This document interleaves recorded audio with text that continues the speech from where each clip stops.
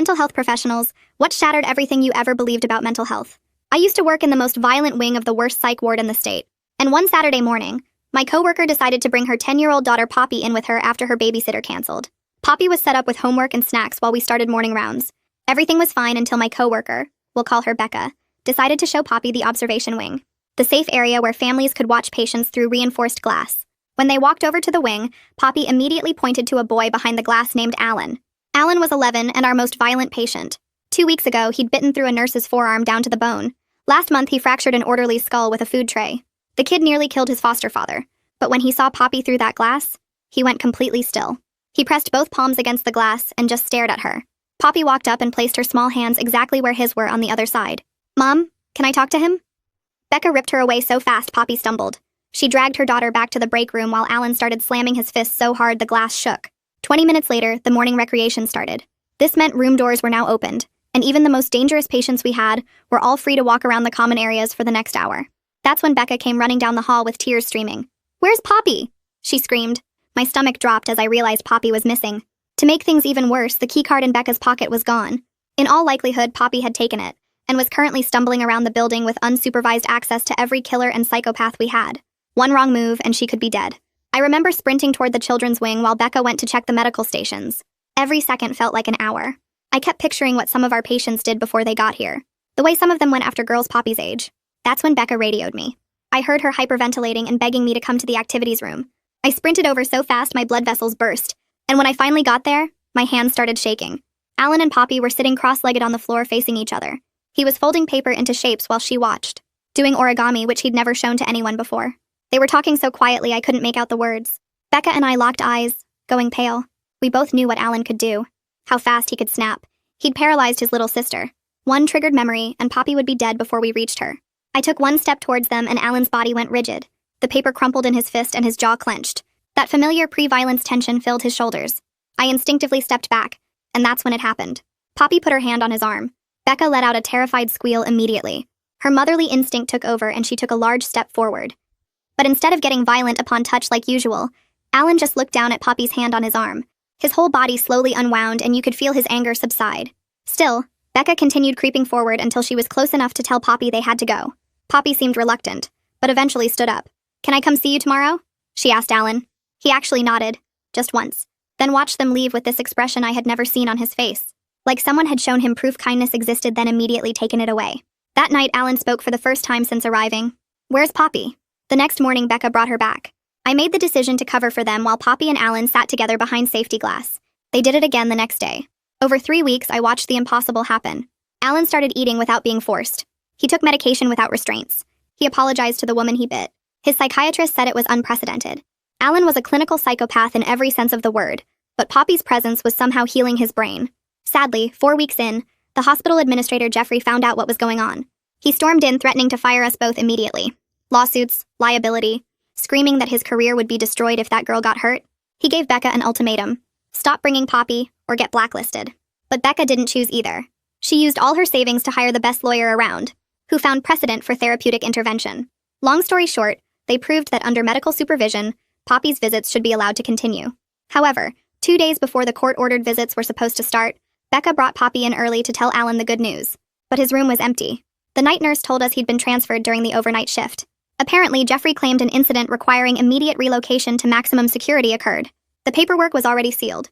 Poppy stood in that empty room staring at the unmade bed. But I was helping him. "We'll find him, sweetie."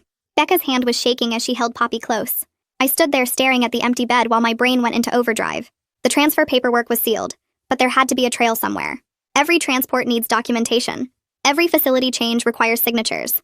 I checked my watch and realized we only had 10 minutes before Jeffrey would notice we were missing from our stations. Becca walked Poppy out while I quickly photographed the room number and the empty medication chart still hanging on the wall. My shift ended at 3, and I spent the rest of the day making calls to every facility within 100 miles. Nobody would tell me anything. That night, I couldn't sleep at all. I kept thinking about Alan in some new place, probably tied down and drugged up again. All that progress we'd seen over 3 weeks just gone. My phone buzzed at 2 in the morning. Becca texted that she felt sick about bringing Poppy to work, but she wasn't giving up. She'd already left 3 voicemails for her lawyer. I texted back that we'd figure something out. The next morning, I got to work early and went straight to Fiona Hart's office. She was Alan's psychiatrist, and she was already at her desk looking mad. She hadn't been told about the transfer either. Her medical orders had been completely ignored. She showed me her notes from the day before where she'd written that Alan was making unprecedented progress. She mentioned that transport companies have to file route logs with the state. That gave us something to work with. I was heading back to my station when my phone rang. It was Diane Brennan, Becca's lawyer. She was filing an emergency motion since Jeffrey had violated the court order that was supposed to start in 2 days. But she needed proof the transfer was done in bad faith. She needed documentation showing there was no real incident. I told her I'd see what I could find. During my lunch break, I found Harmony Sumner, the night nurse who'd been on duty when Alan got transferred. She looked nervous when I asked her about it, but she remembered seeing the transport company name on someone's badge. Secure Move Transportation. She wrote it down on a napkin and whispered that what Jeffrey did wasn't right. Back at my desk, I called Secure Move, pretending to verify billing for a patient transfer. The woman on the phone got suspicious immediately and said they couldn't release any destination information. I was still on the phone when Stuart Bishop from Risk Management appeared at my desk. He stood there with his arms crossed, warning me about patient privacy violations. He said Jeffrey had told him I was asking questions I shouldn't be asking. After Stuart left, I called my union rep, Dan Strickland. Dan had been dealing with hospital politics for 20 years. He told me I had whistleblower protections if I documented everything properly. He'd seen administrators pull this exact move before when they got scared of liability. He gave me the number for the state ombudsman and told me to keep copies of everything. That evening, I stayed late going through old shift logs in the filing room. My hands were shaking when I found what I was looking for. An incident report about Alan dated the night of his transfer. But the timestamp on the computer file showed it was created the morning after. Jeffrey had backdated it to justify the transfer. I took photos of the screen showing the file properties and the report itself. The report claimed Alan had attacked a staff member but didn't name who. It was obviously fake. The next day, Fiona called me into her office. She'd drafted a medical affidavit explaining Alan's unique response to Poppy. She wrote about the neurological changes she'd observed and how disrupting this progress could cause permanent psychological damage. She was putting her whole career on the line by contradicting Jeffrey's decision. She asked me to give a copy to Becca's lawyer. I met Diane at a coffee shop near the courthouse. She read through everything I'd gathered and said it was exactly what she needed. She filed her emergency motion that afternoon. Within hours, she got a call from the judge's clerk. The judge wanted Child Protective Services to evaluate whether Poppy had been endangered by the visits.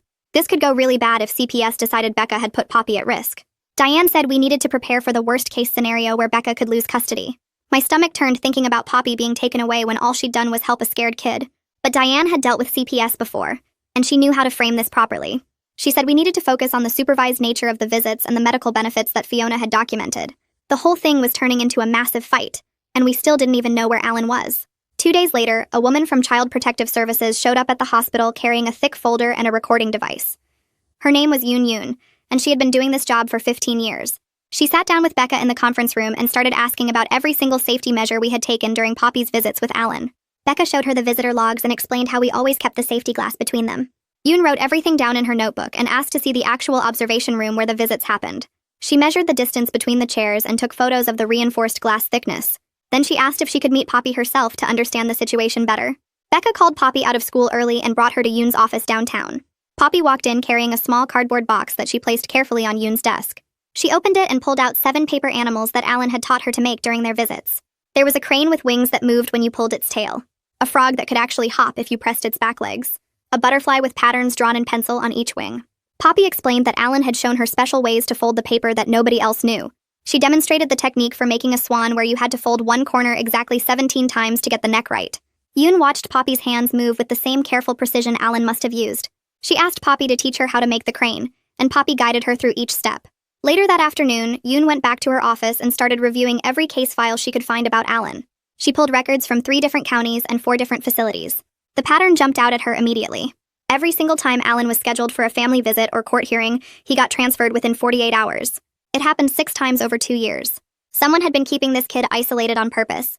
She made copies of all the transfer dates and highlighted them with yellow marker. Meanwhile, Stuart Bishop sent an official memo to my work email marked urgent and confidential. It said I was under investigation for violating patient privacy policies and accessing restricted information without authorization. If I continued asking questions about Alan's transfer, I would face immediate suspension without pay. The memo had been copied to Human Resources and the hospital's legal department. I printed it out and added it to my growing file of evidence. That same week, Becca got another credit card bill in the mail, and her hands shook when she opened it. The legal fees had already hit $8,000, and Diane needed another retainer payment by Friday. Becca had maxed out her Visa and MasterCard, and was now using her emergency savings just to pay the minimums. She called her sister to ask for a loan, but her sister was dealing with her own financial problems. Becca started looking at her retirement account, even though the early withdrawal penalty would cost her thousands more. The next morning, Harmony pulled me aside near the medication cart and pointed toward the loading dock area. She explained that the security cameras had a 12-foot blind spot, right where the transport vehicles parked. The camera on the left couldn't see past the concrete pillar, and the one on the right was angled too high. Someone who knew the building layout could have moved Alan through that exact spot without being recorded. She drew me a diagram on the back of a medication schedule showing the camera positions and coverage areas. I went to the county clerk's office that afternoon and filled out a formal public records request for all transport authorization documents from the night Alan was moved. The clerk said it would take 4 to 6 weeks to process and cost 50 cents per page for copies. Jeffrey couldn't legally refuse the request, but he could delay it as long as possible. I paid the initial processing fee and got a receipt with a case number. Diane scheduled a deposition with the night supervisor who had signed off on Alan's transfer paperwork. His name was Carl, and he seemed nervous when the court reporter set up her equipment. Under oath, he admitted that Jeffrey had called him at home that night and told him to approve an emergency transfer. When Diane asked why it was an emergency, Carl mentioned something about an insurance audit coming up. He said Jeffrey was worried about liability coverage for violent patients. Diane asked him to repeat that statement 3 times to make sure the court reporter got every word. After 2 weeks of searching through facility directories and making dozens of phone calls, Yoon finally tracked down Alan's location. He was at Millbrook Juvenile Correctional Facility 3 counties away in the northern part of the state. The facility was maximum security with no educational programs and no therapy services. They only allowed visits from immediate family members with court approval. Alan had been there for 16 days already. That evening, Poppy's teacher called Becca's cell phone during dinner. She said Poppy had been getting into arguments with other kids and refusing to do her homework. Today, she had thrown her lunch tray in the cafeteria and spent the afternoon in the principal's office. The school counselor was recommending therapy, but she didn't know about Alan or the hospital visits. Becca made an appointment for Poppy to see someone the following week, even though she couldn't afford another bill.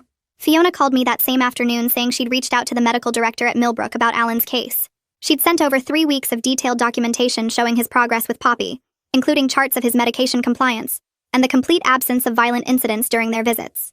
The director listened to everything and even seemed interested in the data, but told her that facility policy tied his hands completely. Maximum security meant no exceptions for visitor lists, period. 2 days later, I was finishing my morning rounds when Stuart showed up at the nurse's station holding a manila envelope.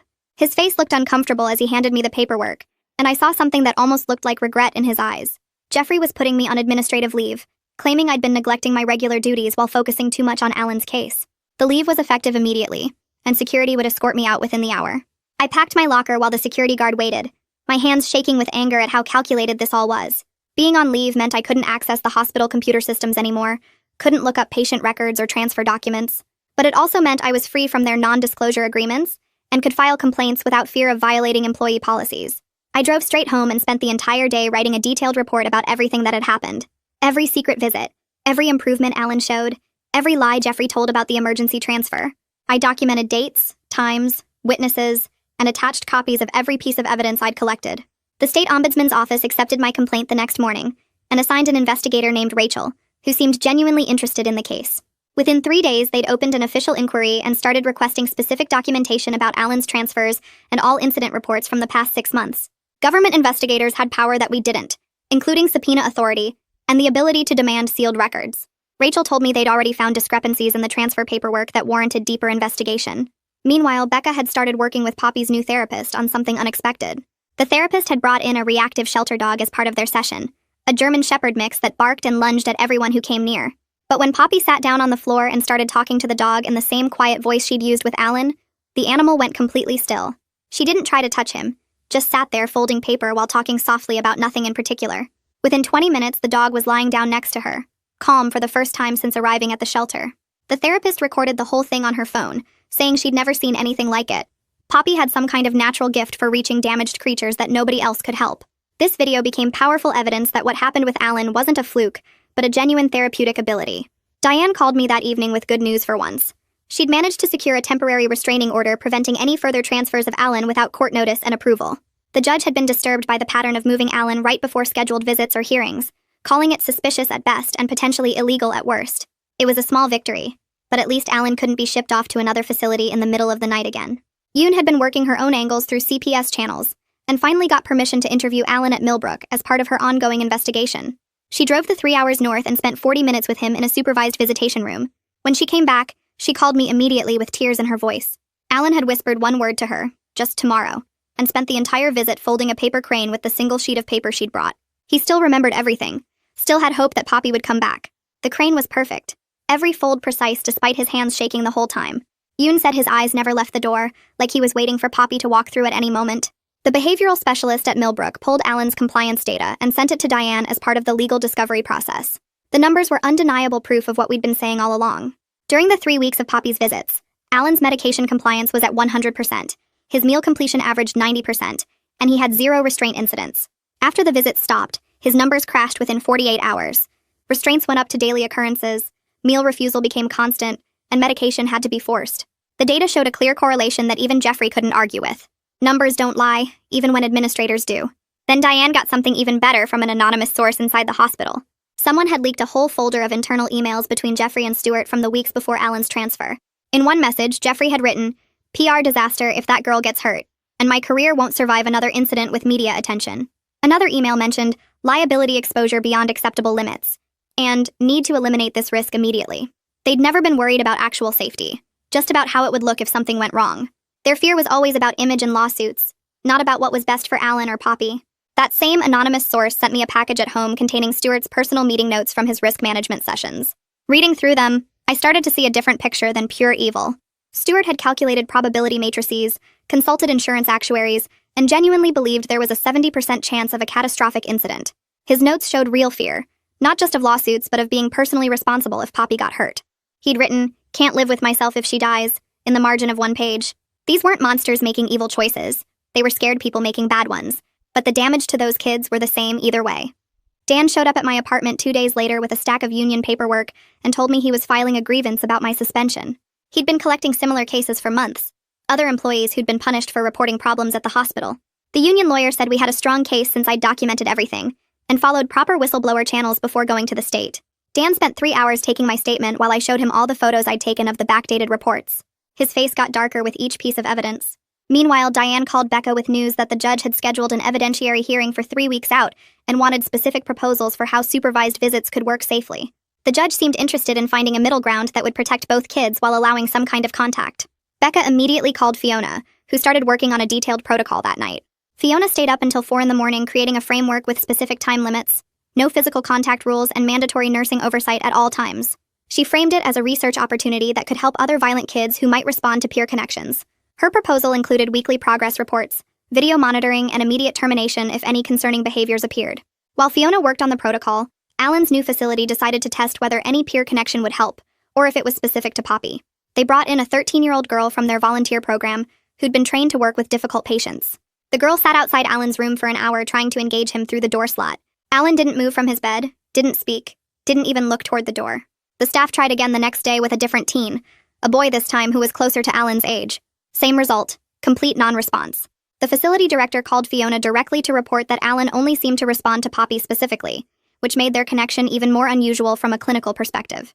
That weekend, Becca came over and we sat in my kitchen talking about everything we'd done wrong and right. She admitted she should never have brought Poppy to work that first day, and I admitted I should have reported the visits through proper channels instead of covering for them. We both knew we'd broken rules, but we also knew those rules were failing these kids.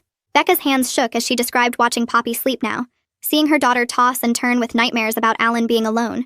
We agreed that going forward we'd follow every protocol to the letter, while still fighting for what the kids needed. The night before the hearing, I sat at my computer typing an impact statement about what I'd witnessed. My fingers moved steady on the keyboard, as I described how our system treats vulnerable kids like threats, instead of humans who need help. I wrote about Alan's transformation during those 3 weeks, about Poppy's natural gift for connection, about how fear-based policies were destroying any chance these kids had for healing. I printed 5 copies and put them in manila folders for the judge. The evidentiary hearing started at 9 a.m. in a small courtroom downtown. Diane presented our case methodically, showing the behavioral data, the medical reports, and the video footage from the hospital's own cameras, showing Alan's improvement during Poppy's visits. Jeffrey sat at the opposing table with the hospital's lawyers, his jaw tight as Diane laid out the evidence. Stuart sat behind him looking uncomfortable in his suit. The judge asked pointed questions about safety protocols, and Jeffrey started sweating through his shirt. She wanted specific details about the supposed incident that triggered Alan's transfer, and Jeffrey kept deflecting to general safety concerns. When Fiona took the stand, she used precise medical terminology to explain Alan's unprecedented progress. She showed brain scan comparisons, behavioral charts, and medication compliance rates that painted a clear picture no one could dispute. Her professional reputation carried serious weight as she explained how Alan's neural pathways were actually changing in response to Poppy's presence. Jeffrey's lawyer tried to challenge her findings, but Fiona had published papers on childhood psychopathy, and her expertise shut down every objection. She stayed calm and clinical while systematically destroying their arguments about Alan being an unchangeable threat. Then came the moment that shifted everything. Stuart got called to testify about the risk assessment for Alan's transfer. Under oath, With the judge staring directly at him, he admitted there had been no actual incident the night Alan was moved. His voice cracked as he explained he'd been trying to protect the hospital from potential lawsuits. He said he'd calculated the risks and believed he was preventing a tragedy. The courtroom went silent except for the court reporters typing. Jeffrey's face turned red as his own risk manager contradicted the official story. The judge asked Stewart to repeat his statement to make sure she'd heard correctly. Stewart confirmed again that the transfer paperwork contained false information about a violent incident that never happened. Jeffrey tried damage control when he took the stand, citing Alan's past violence, the nurse whose arm he'd bitten, the orderly with the fractured skull. He pulled out incident reports from Alan's previous placements, photos of injuries, testimonies from former staff. The judge cut him off mid-sentence and reminded him that past behavior didn't justify falsifying current documents or violating court orders. She said the issue wasn't whether Alan had been violent before, but whether the hospital had acted in good faith when they transferred him. Jeffrey's lawyers asked for a recess and spent 20 minutes in the hallway having a heated discussion we could hear through the door. When they came back in, Jeffrey's lawyers looked defeated and asked if they could present a modified position. The judge told them to make it quick. Yoon stood up next and walked to the front with a thick folder of case files. She spread out papers showing Alan's history of transfers and isolation periods over the years. Each time he'd been moved, his violence got worse within weeks. She pointed to specific dates where isolation led directly to self-harm incidents. She told the judge that keeping Alan away from the one person who helped him was basically medical neglect. The patterns were too clear to ignore. She recommended supervised contact with strict rules but said both kids needed this connection. Jeffrey's face turned red as Yoon kept talking about how the system had failed Alan for years. The judge took notes while Yoon explained her plan for monthly visits with no touching allowed. There would be a table between them and 2 staff members watching at all times. An oversight committee would review every session and could stop visits if anything seemed unsafe. After 3 hours of testimony, the judge called for a break to review everything. We sat in the hallway while Jeffrey paced back and forth on his phone. Stewart sat alone staring at his hands. When we got called back in, the judge looked tired but determined. She said the evidence showed clear therapeutic benefit that outweighed the risks. She authorized monthly 20-minute sessions starting in 2 weeks. Alan and Poppy could sit at opposite ends of a table with no physical contact. 3 staff members had to be present and cameras would record everything. An oversight committee of 5 professionals would review each visit. It wasn't what we'd hoped for, but at least they'd see each other again. Jeffrey stormed out without saying anything while his lawyers packed up their files. 2 days later, I got a call from Human Resources about my administrative leave. They were lifting it, but with conditions attached. I could return to work immediately, but couldn't have any direct contact with Alan's case. They assigned me to document other patients while different staff would handle the visits. It felt wrong being pushed aside, but at least I still had my job. The woman from HR said the hospital board had been meeting about the whole situation. Word got around fast that Jeffrey had been reassigned to a position with no patient contact. He'd be working in billing and insurance verification from now on. Stewart got put in charge of writing new transfer protocols with mandatory review periods. People whispered in the break room about how Jeffrey's office had been cleared out overnight. His nameplate disappeared from the door, and a temporary administrator took over. It wasn't real justice for what they'd done, but seeing consequences happen felt like progress. Dan called me that afternoon about the union grievance we'd filed. The hospital agreed to a formal non-retaliation agreement protecting any employee who reported violations. They'd have to post notices about whistleblower rights in every department. Dan said this would help other workers speak up without fear of losing their jobs. The agreement covered me specifically, but also set rules for future cases. Any supervisor who retaliated against someone reporting patient care issues would face immediate termination. The union had been fighting for this protection for years. Over the next week, Becca studied every page of the visitation protocol. She made flashcards of the rules and practiced explaining them to Poppy. Her hands shook when she talked about it, but she kept saying both kids deserved this chance. She bought Poppy new clothes without pockets so nothing could be hidden. She taught her about staying in her chair and keeping her hands visible. Poppy listened carefully and asked if Alan would remember their paper animals. The morning of the first visit arrived faster than expected. I wasn't allowed to be there, but Becca texted me updates from the parking lot. She said Poppy had been up since 4 practicing origami. They went through security 3 times because of new procedures. When they finally got to the visiting room, Alan was already there with 2 guards. Becca said he looked thinner, but his eyes lit up when he saw Poppy. They sat at opposite ends of a long table with their hands flat on the surface. The guards watched every movement while Poppy showed Alan a paper crane she'd made. Alan folded one too, his fingers moving carefully while keeping his palms visible. They couldn't pass them to each other, but they held them up to compare. For 20 minutes, they folded paper and barely spoke. Alan's whole body stayed relaxed in a way the staff had never seen.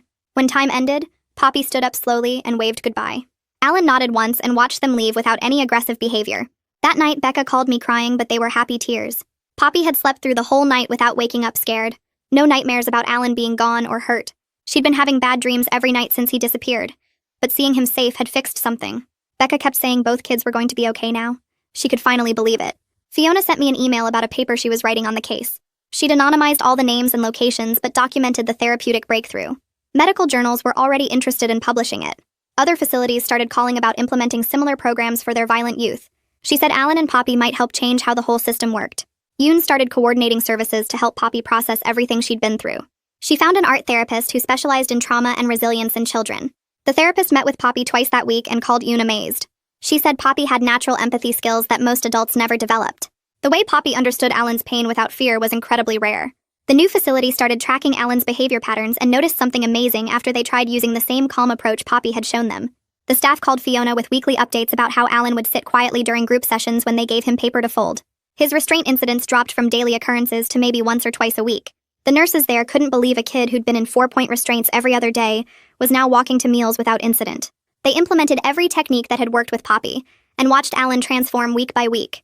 The oversight committee held their monthly review and spent 2 hours discussing the case. They approved a new protocol where Alan could write short notes to Poppy between visits, and she could send him drawings. The committee members passed around samples of Alan's writing where he'd drawn small paper cranes in the margins.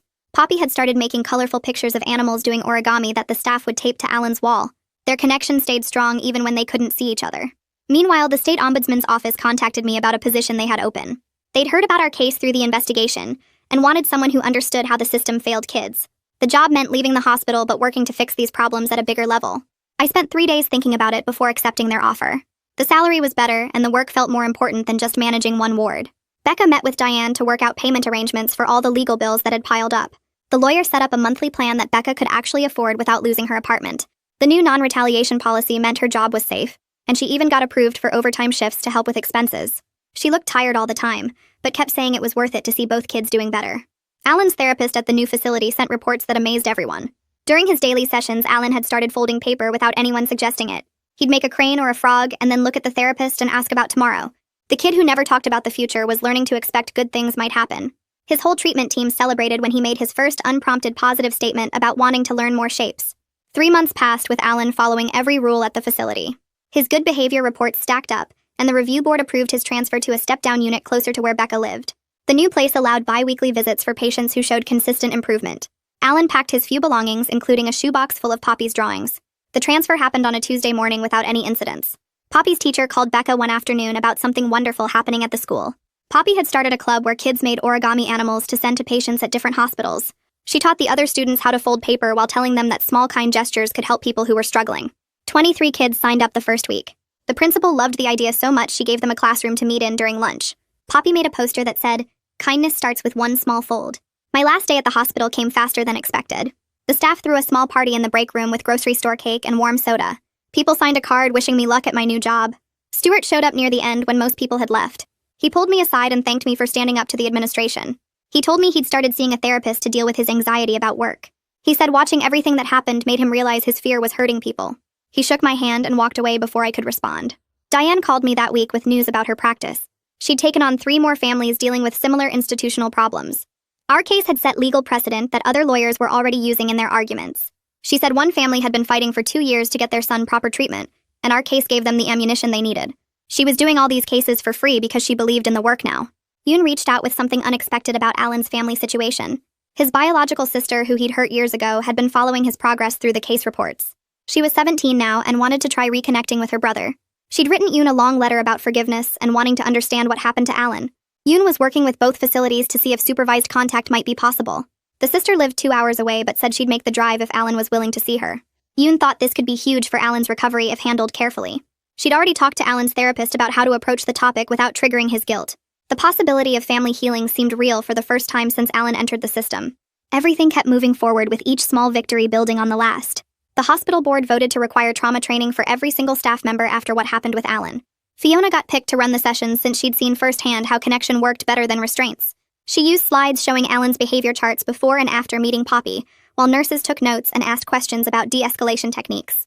The training rolled out over 3 months with mandatory attendance, and Stuart had to sit through every session looking uncomfortable whenever Fiona mentioned how fear-based decisions hurt patients. 6 months passed, and Alan's new facility sent progress reports that made everyone who'd known him before do a double take. He was talking in full sentences during Poppy's visits, and had started taking regular classes with other kids his age. His teacher wrote in the report that Alan tested way above grade level in math and science when he felt safe enough to participate. The kid who used to bite through people's arms was now raising his hand to answer questions and working on group projects without any violent incidents. Poppy and Alan spent one whole visit making paper animals together for the facility's Family Day event. They folded cranes and frogs and butterflies and dragons until they had enough for a whole zoo display that other families stopped to admire. Some younger kids asked Alan how he made the complicated dragon, and he actually showed them step by step without getting frustrated or angry. The staff couldn't believe they were watching the same boy who'd been in full restraints just months earlier. Becca called me one afternoon while I was packing boxes at my new apartment to tell me about Poppy's latest career announcement. The kid had decided she wanted to be a therapist after seeing how much the visits helped Alan, and nothing would change her mind. She'd already checked out library books about psychology and was teaching her classmates breathing exercises during recess when they got upset. That little girl understood something about healing that most adults never figure out, and she was only 10 years old. My new position with the state ombudsman's office meant driving all over to different facilities, investigating complaints about kids in the system. In my first year alone, I got 5 children out of bad situations using the legal precedent from Alan's case. Each time I filed the paperwork, I thought about how Alan and Poppy taught us that connection matters more than control, and every kid deserves someone who sees them as more than their worst moment. Alan's treatment team approved him for supervised trips into the community after 8 months of good behavior. His first request wasn't for fast food or video games, but to visit the public library downtown. He checked out 3 books about advanced origami techniques and spent the whole outing quietly reading in the reference section while his supervisor watched in amazement. When they got back to the facility, Alan started teaching origami classes to other residents during recreation time, and the violent incidents in his unit dropped by half. A full year after that empty room where Poppy stared at Alan's unmade bed, everything had changed in ways nobody could have predicted. Alan had moved to a therapeutic foster home with people trained in trauma care and was seeing Poppy every week in family therapy sessions. The foster parents sent updates about Alan helping with dinner and playing with their dog and doing homework at the kitchen table like any other kid. Poppy would visit on Saturdays and they'd sit in the backyard folding paper or working on the school projects while Becca watched from the porch with tears in her eyes. Sometimes when I drive past the old hospital on my way to investigate a new case, I see paper cranes hanging in the windows of the violent ward. The nurses started making them during quiet moments and teaching patients who wanted to learn because they remembered what happened when one small girl saw a dangerous boy as someone worth helping. Each crane represents someone who learned that fear makes us do terrible things, but connection can heal wounds we thought would never close. And that's my side of it. I'm always curious to hear yours, though. Scroll down and leave a comment so we can keep the conversation going.